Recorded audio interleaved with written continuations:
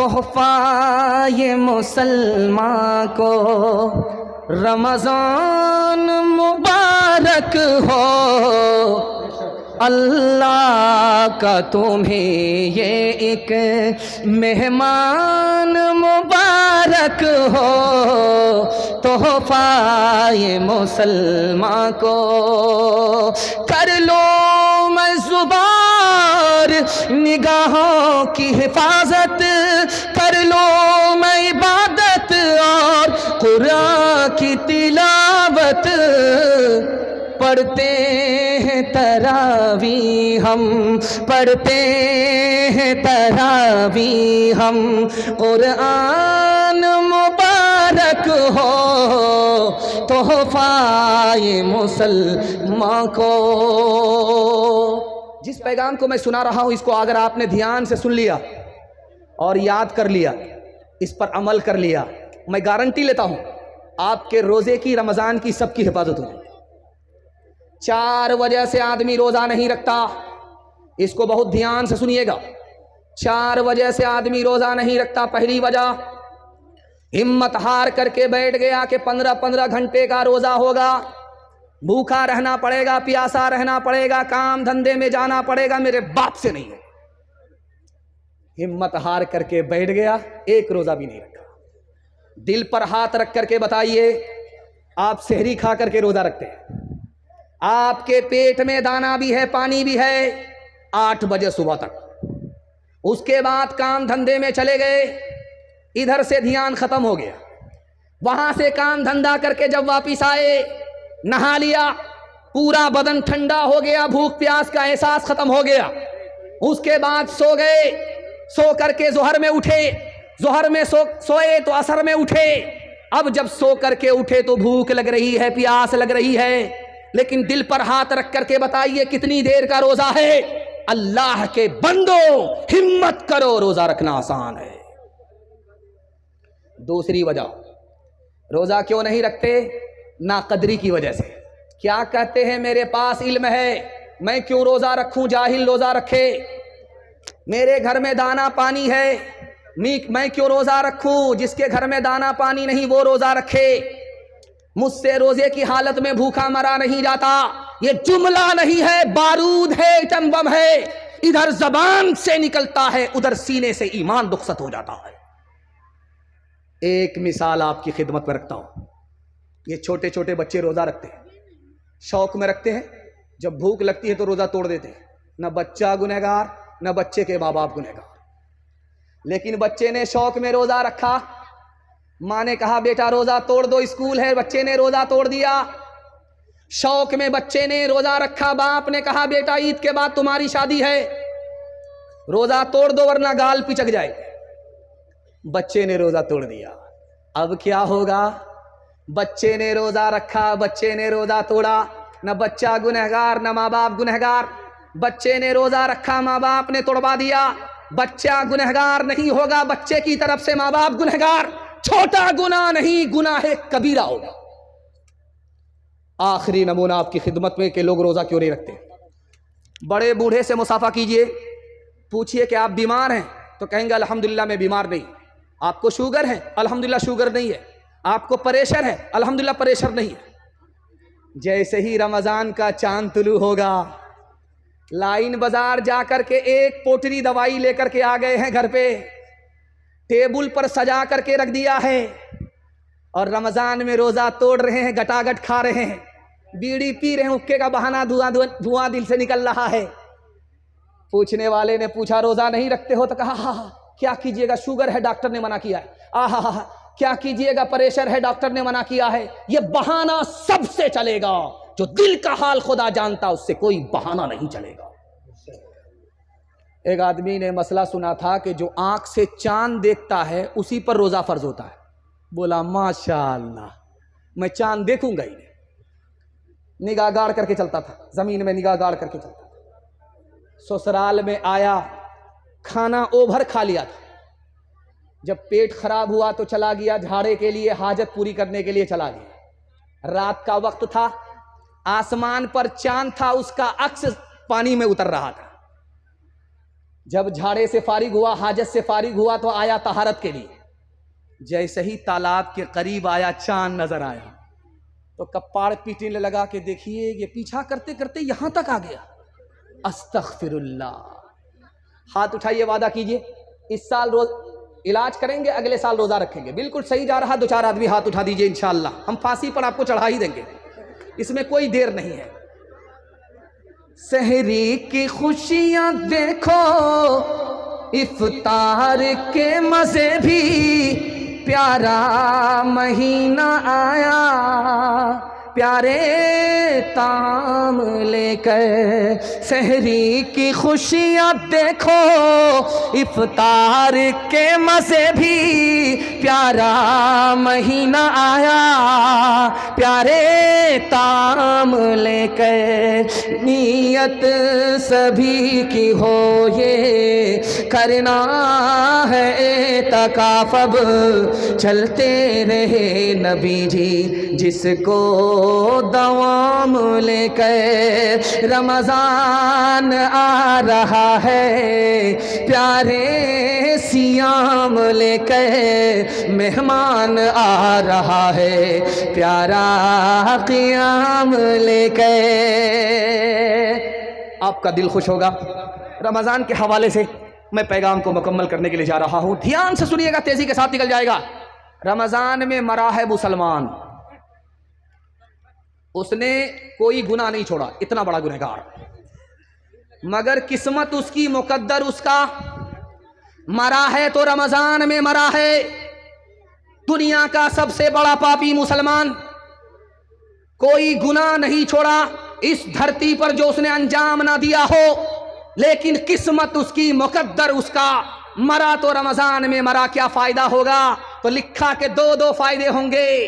हदीस कहती है कि रमज़ान में दोज़ख का दरवाज़ा बंद होता है, जन्नत का दरवाज़ा खुला है। जैसे ही गुनहगार मुसलमान रमज़ान में मरा, मरते ही जन्नत में दाखिल हो गया, रमज़ान की बरकत से अज़ाब कब्र भी उठा लिया गया। ये तो मुसलमान के बारे में है। अगर मरने वाला गैर मुस्लिम है, मुशरिक मरा है, शिर्क के बगैर नहीं, शिर्क के साथ मरा है, काफिर मरा है, कुफ्र के बगैर नहीं, कुफ्र के साथ मरा है, मगर किस्मत उसकी, मुकद्दर उसका, रमज़ान में मरा है, गैर मुस्लिम है, तो लिखा कि कुफ्र और शिर्क की वजह से जन्नत में तो दाखिल नहीं होगा, मगर रमज़ान की बरकत से जब तक रमज़ान बाकी है उससे भी अल्लाह अज़ाब कब्र उठा लेता है।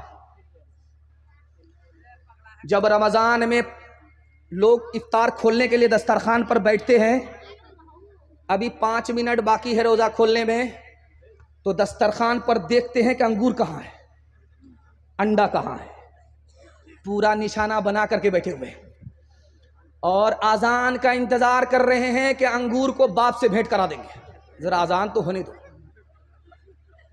लेकिन जब दस्तरखान को गौर से देखता है कि अंगूर कहाँ है, अंडा कहाँ है, तो आँख ठंडी हो जाती है। और जब आज़ान की सदा आती है, जैसे ही अंगूर लेकर के हलक के नीचे उतारा, जैसे ही रूह अफ़ज़ा शरबत हलक के नीचे उतारा, रग रग सैराब हो जाती है, दिल को वो सुकून मिलता है, 1 मिनट में वो मज़ा मिलता है जो साल भर कभी नसीब नहीं होता। इससे भी ज़्यादा मज़ा कब आएगा? ये नमूना आपकी खिदमत में रखने के लिए जा रहा हूँ, दुनिया में नहीं आएगा। कहाँ आएगा? जब जन्नत में मुसलमान पहुँचेगा, जन्नत को देखेगा फिर भी मज़ा नहीं आएगा, जन्नत की नेमत को खाएगा फिर भी मज़ा नहीं आएगा। जब जन्नत का मालिक खुदा सामने आ जाएगा और अपनी इन आँखों से खुदा को देखेगा, तो उसके हुस्न जमाल में ऐसा पागल हो जाएगा कि जन्नत को भी भूल जाएगा, जन्नत की नेमत को भी भूल जाएगा। एक मिसाल पर पैगाम खत्म कर रहा हूं। ये लोग हरकत में रहेंगे, आप लोग सुकून में रहिए, ध्यान से सुनिएगा। एक मिसाल पर पैगाम खत्म कर रहा हूं। ये बेलगच्छी है, बेलगच्छी के बाद ये बानपुल है, उसके बाद डगरवा है। नया आदमी को पूछना पड़ता है कि यार ये बानपुल कहाँ है, पुल तो नजर नहीं आता है, और बान कहाँ है, पुल कहाँ है, तो ये भटक जाता है। तो पूछता है यार बेलगच्छी के बाद है कि बेलगच्छी से पहले? और जो इधर से आता है वो पूछता है कि डगरवा से पहले है या डगरवा के बाद है।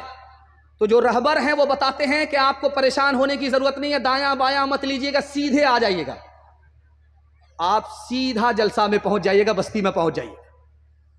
तो वो दायां बायां छोड़ करके जैसे ही आया वो सीधा कब्रिस्तान पहुंच गया। सर पर हाथ रख करके कहता है कि यहां का आदमी कैसा मजाक करता है, जिंदा आदमी को कब्रिस्तान पहुंचा देता है। वो पलट करके बोला कि भाई साहब मैं बस्ती पूछ रहा था जहां जलसा है, आपने जिंदा आदमी को कब्रिस्तान भेज दिया। उसने कितनी बड़ी बात कही है, कितनी बड़ी प्यारी बात कही है, अकल का नाखून। लो तुम जिसको बस्ती समझ रहे हो वो दरअसल कब्रिस्तान है।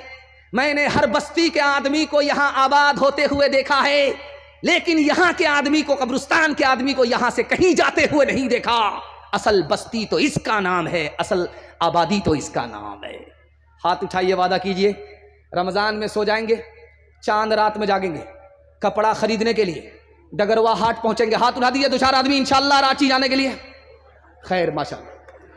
कयामत में ये रोज़ा ढाल होगा रोज़ेदारों की, कयामत में ये रोज़ा ढाल होगा रोज़ेदारों की, कयामत में ये रोज़ा ढाल होगा रोज़ेदारों की।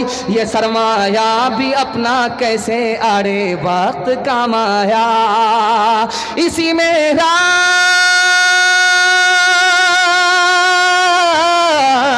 इसी में रात इकाई हजारों माह से अफजल, कि जिसमें चश्मे रहमत से बंदों को सलाम आया, कि जिसमें चश्मे रहमत से बंदों को सलाम आया।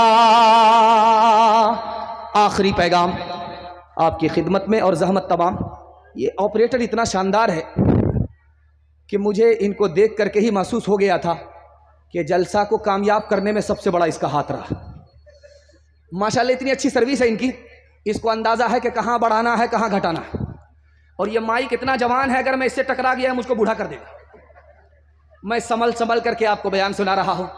इतनी दूर से मैं चल करके आपकी खिदमत में आया हूँ। आप बोलेंगे बगल का है, लेकिन जलसा चल रहा है। एक कोने में जलसा होता है, वहाँ से निकल करके दूसरे कोने में आना पड़ता है, फिर यहाँ से जलसा करके तीसरे कोने में निकलना पड़ता है। बहुत दूर से मैं आपकी खिदमत में आया हूँ, लेकिन 3 मिनट का पैगाम सुनाने के लिए आया हूँ। और कुर्सी पर बैठ करके मैं गारंटी लेता हूँ, आपके हाथ में भी पैसा होगा, जेब में भी पैसा होगा, घर में भी पैसा होगा। ज़रूरत ख़त्म हो जाएगी, पैसा ख़त्म नहीं होगा, गारंटी लेता हूँ। मगर इसके लिए आपको 2 काम करने हैं। पहला काम हलाल कमाना। अगर हराम कमाते हैं तो मैं गारंटी वापस ले रहा हूँ। और दूसरा काम हिसाब से खर्च करना है। थोड़ा पैसा है थोड़ा खर्च कीजिए, पैसा है नहीं, दूसरे को देख करके दिखा करके पैसे को मत उड़ाइए। मैं गारंटी लेता हूं, हिसाब से पैसा खर्च करके 1 साल दिखाइए, हलाल कमा करके 1 साल दिखाइए। मैं गारंटी लेता हूं मसनद रसूल पर, हाथ में भी पैसा होगा, जेब में भी पैसा होगा, घर में भी पैसा होगा। जरूरत खत्म हो जाएगी, पैसा खत्म नहीं। अल्लाह किस पर ज़्यादा मेहरबान है, अमीर पर या गरीब पर? आपका दिल बड़ा खुश होगा। जब अमीर आएगा खुदा के पास तो खुदा पूछेगा माल के बारे में, कहाँ कहाँ से कमाया था, कहाँ कहाँ खर्च किया। जब तक जवाब नहीं आएगा 1 इंच हिल नहीं सकता। कुर्बान जाइए खुदा की मेहरबानी पर। जब गरीब आएगा तो खुदा माल के बारे में नहीं पूछेगा, हाल के बारे में पूछेगा, क्या हाल है, खैरियत तो है। जितना वो गरीब पर मेहरबान है उतना अमीर पर भी मेहरबान है। और एक बात मैं बड़े अदब से कह रहा हूँ, मुसलमान माल से गरीब नहीं है, चाल से गरीब है। कैसे? अभी ये रमज़ान का चांद निकलेगा, इसके बाद ईद का चांद निकलेगा, तो मार्केट में कपड़ा खरीदने में सबसे आगे वो होगा जिसने 1 रोज़ा नहीं रखा। 1 रोज़ा नहीं रखा वो कपड़ा खरीदने में सबसे आगे होगा, नमाज पढ़ने में सबसे आगे होगा। और जिसने रोज़ा रखा होगा उसको आप मार्केट में कम देखेंगे, और ईद में सबसे बाद में नमाज पढ़ते हुए आप देखेंगे। ईद को मुसलमानों ने इबादत रहने नहीं दिया, ईद को मुसलमानों ने त्यौहार बनाया। कपड़ा खरीदने में जेब को नहीं देखा, चादर को नहीं देखा, औकात को नहीं देखा, दूसरे को देख करके दिखा करके मुसलमान पैसे को पानी की तरह बहाया। और बहाने के नतीजे में ज़कात के पैसे से भी घर का कपड़ा खरीद लिया, फितरे के पैसे से भी घर का कपड़ा खरीद लिया। जब ज़कात वसूल करने वाला मदरसे का आदमी आया तो उसको गाली दिया, ताना दिया। जब फितरा वसूल करने के लिए गरीब आया तो उसको धक्के दिया। रमज़ान आया, चला गया, और ये मालदार कल भी जलील था, आज भी जलील है, क़यामत तक जलील है। मुसलमान माल से गरीब नहीं, चाल से गरीब। हाथ उठाइए, वादा कीजिए गरीबों पर मेहरबान होंगे इंशाअल्लाह, हकदार का हक अदा करेंगे इंशाअल्लाह, जो खुदा से नहीं मिला ससुर से लेंगे इंशाअल्लाह। खैर माशा। एक मिसाल पर पैगाम ख़त्म कर रहा हूँ। एक आदमी रोज़ा रखता नहीं था, मगर बीवी से कहता था पकौड़ी बनाओ, फुलौरी बना। उसका पेट था कि इंडिया गेट था, पूरा दस्तरखान खा जाता था। पेट भी भरता नहीं था, पेट फटता भी नहीं था, लेकिन वो रोज़ा तोड़ता कैसे था आपको सुन करके हैरत होगी। जब उसको भूख लगती थी, प्यास लगती थी, लुंगी गमछा लेकर के दरिया में डुबकी लगाता था और नीचे मुंह खोला, जी भर करके पानी पी लिया, ऊपर आकर के दस्तरखान पर बैठता था, पूरा दस्तरखान चाट जाता था।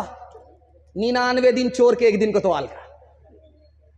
आदत के मुताबिक जैसे ही डुबकी लगाई, मुंह खोला, टिंगड़ा मछली चली गई। दायां काटा दाईं तरफ, बायां काटा बाईं तरफ, मुंह बा दिया। अब डॉक्टर के पास जब मछली को ऑपरेशन करके निकालने के लिए लाया गया तो डॉक्टर सर पकड़ करके बैठ गया कि किस मनहूस को लेकर के आए। अगर आदमी सोएगा, मुंह खोलेगा तो मक्खी जाएगी, ये मछली कैसे गई?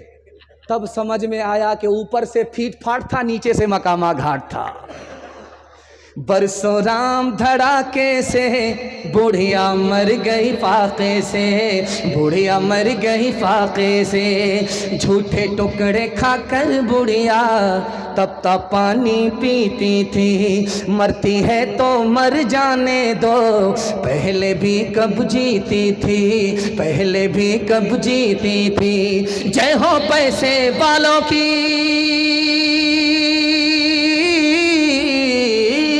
जय हो पैसे वालों की, गेहूं के दलालों की।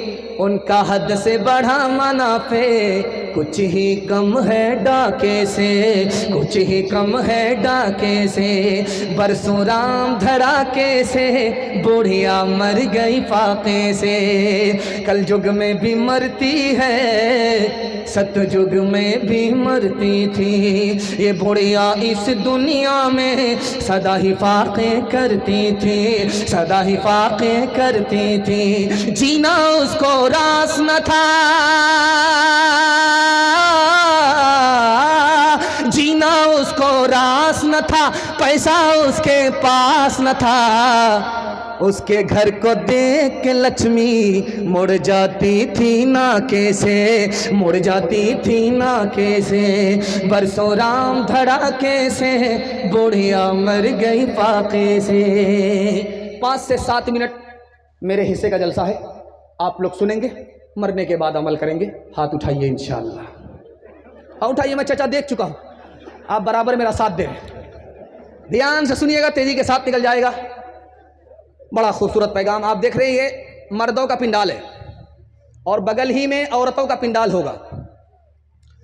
आप सरकारी हॉस्पिटल में जाइए और स्कूल में जाइए तो वहाँ पर दीवार में लिखा रहता है बेटी बचाओ बेटी पढ़ाओ। और ट्रक जब पास करेगा तो पीछे देखिएगा तख्ते पर लिखा रहता है बेटी बचाओ बेटी पढ़ाओ। लेकिन ये कहीं लिखा नहीं रहता है बेटा बचाओ बेटा पढ़ाओ। क्यों भाई? ये राज क्या है आपको बताने के लिए जा रहा हूं। जब मैं आपको सुनाऊंगा तो कलेजा मुंह को आ जाएगा, आप खून के आंसू रोएंगे। ऐसा लिखा रहता है दीवार पर बेटी बचाओ बेटी पढ़ाओ, लेकिन ये कहीं लिखा नहीं है बेटा बचाओ बेटा पढ़ाओ। बात क्या है? तो लिखा कि इस हिंदुस्तान में 1 साल में 10 लाख लड़की को मार दिया जाता है, बेटे को बचाया जाता है, बेटी को मारा जाता है। ये मारने वाले घर से बाहर के लोग नहीं हैं, घर के अंदर के लोग हैं, माँ बाप हैं। 1 साल में 10 लाख लड़कियों को जिंदा जान से मार देते हैं। कैसे मारते आपको हैरत होगी। जब अल्ट्रासाउंड मशीन ने बताया कि पेट में बेटा है तो माँ भी खुश होती है, बाप भी खुश होता है। चलो क्या फर्क पड़ता है, बरकत आ रही है, ई कदर आ कदर ई कदर आ कदर ई कदर आ कदर, 1 दर्जन आ गए, न मां परेशान न बाप को परेशानी। लेकिन जैसे ही अल्ट्रासाउंड मशीन ने बताया कि पेट में बेटी है, तो मां से ज्यादा बाप परेशान। इस साल मां ने पैदा किया है, अगले साल यही बाप पैदा करेगा। अब उसको इंजेक्शन के जरिए गिरा दिया गया, गोली खिला करके गिरा दिया गया। 1 साल में मां बाप के करतूत से 10 लाख मासूम लड़कियों की जान चली गई। इसलिए लिखा रहता है बेटी बचाओ बेटी पढ़ाओ। सर झुका करके बैठा हुआ था, नर्स ने आकर के खबर दिया कि तुम बेटे के बाप हो गए। सर गाड़ करके बैठा हुआ था। जैसे ही नर्स ने खबर दिया कि तुम बेटे के बाप बन गए, सर उठाता है, सीना तानता है, आसमान की तरफ देख रहा है कि जिब्रील वही लेकर के आ रहे हैं। बाप का नाम सुनते ही, बेटे का नाम सुनते ही बाप का सीना चौड़ा हो, सर उठा करके बैठा हुआ था। नर्स ने खबर दिया कि तुम्हारे घर में बेटी हुई है, सर ऐसा गाड़ करके बैठा, सीधा मक्का पहुंच गया। अब हज के बाद ही वापिस आएगा। बेटी पैदा हो मायूस हो जाता है, बेटा पैदा हो बड़ा खुश होता है। पहला सितम। दूसरा सितम दिखाने के लिए जा रहा हूं। ये पूर्णिया है, यहां से भी लोग हज करने के लिए जाते हैं, उम्रा करने के लिए जाते हैं। जब हज में जाते हैं तो बेटी को नहीं बुलाते, बेटा को बुलाते। बेटा को कान में कहते हैं, बेटा मैं सफर में जा रहा हूं, पता नहीं जिंदा आऊंगा या जनाजा उठेगा। जमीन के तुम मालिक हो, मकान के तुम मालिक हो, अकाउंट बैलेंस के तुम मालिक हो। बेटी को बुलाया नहीं, बेटे को सब चीज का मालिक बना दिया। जब वहां से वापिस आया तो बेटी को बुला रहा है, ये कहने के लिए कि बेटी मैं तुम्हारे लिए मदीने का तबर्रुक खजूर लेकर के आ रहा हूं, बेटी मैं मक्का का तबर्रुक जमजम लेकर के आ रहा हूं। अब बेटी को बुलाया, बेटा को माला माल किया, बेटी को कंगाल किया, जमजम दे करके खुश कर रहा है। किताबों में मसला लिखा, न हज कबूल होगा न जन्नत की गारंटी है। एक तरफ लड़की का बाप बैठा हुआ है, एक तरफ लड़के का बाप बैठा हुआ है। तो लड़की के बाप से लड़के का बाप कह रहा है, समझी नीचे से तो सब कुछ दे रहे हैं, कुछ ऊपर से भी बढ़ा दीजिएगा। अब उसका सर चकरा गया कि गाड़ी नगद दे रहा हूं, पैसा नगद दे रहा हूं, सामान नगद दे रहा हूं, और मेरा महर उधार, कब देगा इसका भी पता नहीं। ऊपर से क्या बढ़ाने के लिए बोलता है। तो इधर से बेटी वाला बोलता है, समझी हाजी साहब अरे सब कुछ तो नीचे से दे रहा हूं, पर क्या बढ़ाने के लिए बोलने मुझे समझ में नहीं आया। ये खिसिया करके कहता, आप इशारा भी नहीं समझते। 100 गाड़ी बारात लेकर के आऊंगा, तेल का पैसा भी आपको लगेगा, दोबारा खर्च भी आपको लगेगा। हलवाई की दुकान, नाना जी का फातिहा। हाथ उठाइए, वादा कीजिए अपनी शादी में, अपने बेटे की शादी में कोई डिमांड नहीं करेंगे। हाथ उठा दीजिए इंशाल्लाह। अच्छा गौर कीजिए, इसमें उन लोगों ने भी हाथ उठाया है जिनकी शादी हो चुकी है। अगर ये कैमरा वाले इस हाथ को इनकी बीवी तक पहुंचा दे तो वो जहर खिला करके कहां पहुंचाएगी। कितना सच है कितना झूठ है, कितना हक है कितनी लूट है, कितना हक है कितनी लूट है। रख सभी का लाज कुछ न बोल, क्या है ये समाज कुछ न बोल, क्या है ये समाज कुछ न बोल। ढोल का ये पाल सिर्फ देख ले, ऐ दिल ज़बान खोल, सिर्फ देख ले, ऐ दिल ज़बान खोल, सिर्फ देख ले। मान ले जहाँ की बात को, दिन समझ ले काली रात को, दिन समझ ले काली रात को। चलने दे यूं ही ये सिलसिला, कुछ न बोल किसको क्या मिला, कुछ न बोल किसको क्या मिला। तराजुओं का झोल सिर्फ देख ले, ऐ दिल ज़बान खोल, सिर्फ देख ले। मुझे लगता है कि मैं सुनाता रह जाऊंगा, आप लोग सुनते रह जाएंगे, दूसरे मेहमान को मौका नहीं मिलेगा। और आप लोग इतनी मोहब्बत से सुन रहे हैं, मुझे यकीन है कि मैं जितना भी सुनाऊं मैं थक जाऊंगा, लेकिन आपकी प्यास ख़त्म नहीं होगी। ये जलसे की कामयाबी की दलील है कि पैगाम ख़त्म हो रहा है, प्यास बाकी है। अल्लाह ज़मीन से लेकर के आसमान तक की जलसे को कबूल फरमाए। आखिरी पैगाम सुना देता हूँ 3 मिनट का। आप लोग यहाँ से लेकर के वहाँ तक सुनने के लिए तैयार हैं? जोश के साथ हाथ उठाइए इंशाअल्लाह। माँ बाप को माँ बाप कहेंगे, सास ससुर को किबला और काबा कहेंगे। हाथ उठाइए इंशाअल्लाह। खैर, बड़े बड़े की चोरी पकड़ी गई है। देखिए, रमज़ान में माँ बाप के नाफरमान की माफ़ी नहीं होती। खुदा का नाफरमान छोटा नाफरमान है, माँ बाप का नाफरमान खुदा के नाफरमान से भी बढ़ करके। क्यों? खुदा का नाफरमान है, खुदा ने माफ़ कर दिया, अब नाफरमान नहीं रहा। और माँ बाप का नाफरमान, अगर माँ बाप माफ़ ना करे तो खुदा भी माफ़ नहीं करता। खुदा के नाफरमान से बढ़कर माँ बाप का नाफरमान। रमज़ान आया और चला गया, अगर उसने तौबा नहीं की, उसकी माफ़ी नहीं हुई। जब रमज़ान में माफ़ी नहीं हुई तो कब माफ़ी होगी? 3 फ़र्क है माँ बाप में और औलाद में। इसको सुनाता हूँ, पैगाम ख़त्म कर रहा हूँ। अभी क्या क्या डाउन होगा वो जाने दीजिए। किसी भी औरत को अगर कुर्सी पर देखिए बैठी हुई और गाल पर हाथ है तो समझ जाइए इसको सदमा है। किसी भी औरत को, गौर कीजिए, इधर आप ध्यान दीजिए। वो लोग अपनी सेटिंग कर रहे हैं, आप लोग इधर ध्यान दीजिए। 3 ही मिनट का मेरा पैगाम है, जलसा निकल रहा है, ध्यान से सुनिएगा। कोई औरत कुर्सी पर बैठ करके गाल पर हाथ रखे तो समझ जाइए इसको कोई सदमा है।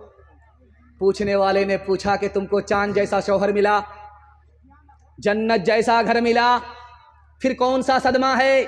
उस औरत का जवाब सुनिए। माँ बाप की हस्ती कितनी बड़ी है आपको समझ में आ जाएगा। उस औरत ने कहा कि शादी को 1 साल हो गया, 2 साल हो गए, गोद में बच्चा नहीं तो कुछ भी अच्छा नहीं। माँ बाप की वो हस्ती है, बच्चा है तो सब कुछ अच्छा लगता है, बच्चे के बगैर कुछ भी अच्छा नहीं लगता। ये बगल में पूर्णिया जंक्शन है, रेलवे स्टेशन है, और इधर कटिहार रेलवे स्टेशन है। आपका बच्चा कहाँ रहता है? बंबई में, पंजाब में। जब वहाँ से आता है तो फ़ोन करता है आपको, अब्बा मैं आ रहा हूँ। बीवी से कहता है मोहतरमा मैं आ रहा हूँ। बच्चे से कहता है बेटे मैं आ रहा हूँ। अब उसको कटिहार पहुँचते पहुँचते रात हो जाती है और घर पहुँचते पहुँचते सुबह हो जाती है। माँ बाप में और औलाद में, बीवी में फ़र्क दिखा रहा हूँ। जब वो घर पहुँचता है सुबह में तो देखता है कि बेटे खर्राटे ले रहे हैं, बीवी बेखबर सो रही है। बूढ़े माँ बाप जाग करके अपने मुसाफिर का इंतजार कर रहे हैं। माँ बाप में, बीवी में, औलाद में ये फर्क है। आखिरी फर्क बता रहा हूं, कभी कभी माँ बाप का झगड़ा बेटे से हो जाता है और कभी बेटे का झगड़ा माँ बाप से हो जाता है, लेकिन दोनों झगड़े का फर्क दिखा रहा हूं। माँ बाप का झगड़ा हुआ बेटे से, माँ बाप घर छोड़ करके भाग गए, सुबह को भागे शाम में लौट गए, शाम में भागे सुबह को लौट गए। बेटों ने ताना मारा कि जब भागना था तो आए क्यों, जब आना था तो भागे क्यों? तो माँ बाप का जवाब सुनिए, कुर्बान जाइए उसकी मोहब्बत पर। कहते हैं हमारी नफरत पर तुम्हारी मोहब्बत गालिब आ गई, इसलिए आ गए। लेकिन जब बच्चा माँ बाप से झगड़ा करता है तो ऐसा घर छोड़ करके भागता है, सीधे ससुराल को पकड़ लेता, जीते जी माँ बाप का मुंह तक नहीं देखता। कब आता है वापिस ससुराल से? जब माँ बाप का जनाजा उठता है। अब घड़ियाल के आंसू बहा रहा है, ओ बदनसीब, सांप तो निकल चुका, लकीर को पीट करके कुछ नहीं होगा। माँ बाप तुमको माफ कर दिया करते थे, तुमने माँ बाप को माफ क्यों नहीं किया? बदला क्यों लिया? अपने ऊपर बरकत को भी बंद किया, जन्नत से भी महरूम हो गया। हाथ उठाइए, वादा कीजिए माँ बाप की खिदमत करेंगे। माँ बाप मर गए, दुआए मगफिरत करेंगे इंशाअल्लाह। शादी से पहले माँ बाप को, शादी के बाद सास ससुर को कमा करके खिलाएंगे इंशाअल्लाह। रो रो के मांगती हूँ तेरे लिए दुआएं, मर जाऊं तेरे बदले लेकर तेरी बलाएं। जीवन मिटा के अपना जीवन तेरा बचा लूं, दिल में तुझे छुपा लो, ओ मेरे लाला जा, तेरे लिए हूँ पागल, आखिर को माँ हूँ तेरी, जग में रहे तो जिंदा, उजड़े न गोद मेरी। एक बार अपने हाथों दूल्हा तुझे बना लूं, दिल में तुझे छुपा लूं। ओ मेरे लाला जा, ओ मेरे दिल के टुकड़े, ओ ममता के प्यारे, सुन ले के तेरी माँ है जिंदा तेरे सहारे, सुन ले के तेरी माँ है जिंदा तेरे सहारे। माँ से तो क्यों खफा है, आ मैं तुझे मना लूं, दिल में तुझे छुपा लूं। ओ मेरे लाला जा, माँ बाप की खिदमत में दिलो जान लुटाओ, कुरान का फरमान है तुम इसको निभाओ। करो माँ बाप की खिदमत तुम्हारे काम आएगी, यही खिदमत तुम्हें अल्लाह से जन्नत दिलाएगी, बढ़ाएगी तुम्हारी उम्र के अय्याम ये खिदमत, अता होगी बफैज़े किबरिया रोज़ी में भी बरकत। अल्लाह की रहमत साया फगन होगी, मिसले कमर किस्मत जलवा फगन होगी। ये कश्ती अमल की है, इसे पार लगाओ, कुरान का फरमान है तुम इसको निभाओ। 3 वादे पर खड़े हो जाइए, हाथ उठाइए, वादा कीजिए अल्लाह की इबादत करेंगे इंशाअल्लाह। दूसरा वादा दीजिए रसूलुल्लाह की इताअत करेंगे इंशाअल्लाह। तीसरा वादा दीजिए मखलूक की खिदमत करेंगे इंशाअल्लाह। बहन से ज़्यादा साली पर मेहरबान होंगे इंशाअल्लाह। न किताबों से नवाजों से नज़र से पैदा, दीन होता है बुजुर्गों की नज़र से पैदा। नहीं सीखा इन्होंने दीन रहकर शेख के घर में, पले कॉलेज के चक्कर में, मरे साहब के दफ्तर में, थे केक के चक्कर में तो रोटी भी गई, बड़ी शेख की ताक में थे तो छोटी भी गई, न मानी बात वाइस की, थे पतलून के चक्कर में तो लंगोटी भी गई। वाखिर दावाना अनिल हम्दुलिल्लाहि रब्बिल आलमीन।